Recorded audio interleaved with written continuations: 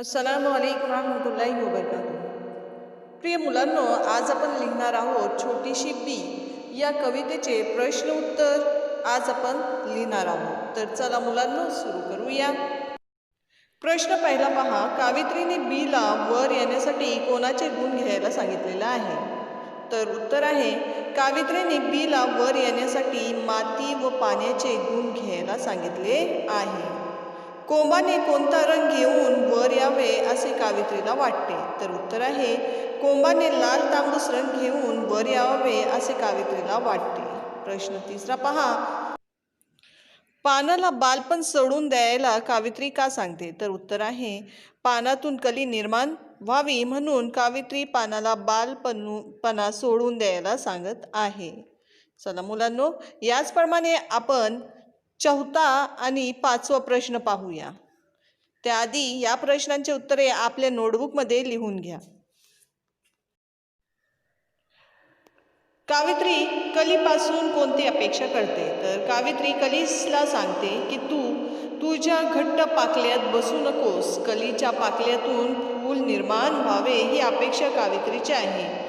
कावित्री फुलाला कोणती गोष्ट विसरू नको म्हणून सांगते?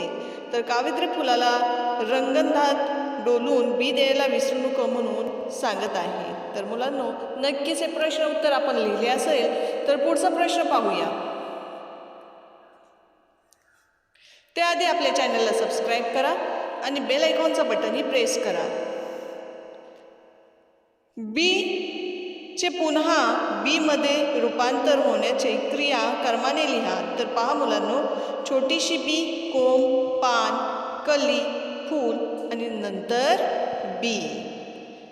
तर ही क्रिया अशीच आपल्याला आपल्या नोटबुकमध्ये लिहायची आहे। पुढचा प्रश्न पहा, प्रत्येकाला काय करू नको म्हणून सांगितले गेले आहे? तर उत्तर आहे बी, जमिनीत बसू नको, कोंब डेटात लपून राहू नको, पान बालपणात बसू नको, कली घट्ट पाकळ्यात बसू नको आणि फूल कोण बघते ते बघू नको। पुढचा प्रश्न, या कवितेत रुसू, बसू यासारखे शब्द आलेले आहेत, अशा शब्दांची यादी लिहा। तर फुलून, खुलून, रंग, गंध तसेच हात या शब्दाचे विविध उपयोग लिहा। हात मुठवलणे, दान देणे, आशीर्वाद देणे, ओझल करणे, हात देणे आणि हात पकडणे। तसेच पुढचा प्रश्न पहा, हत्ती तर काला, उंच, गुबगुबीत, बुद्धिमान, चपल, चिडका, सुंदर आणि जंगली हे हत्तीवर लिहिलेले शब्द आहेत। असेच आपण पुढचे शब्द पाहूया। हे आहे घर, तर सुंदर, मोठे, दमदार, प्रशस्त, हवेशीर, ऐसपैस, टोलेजंग,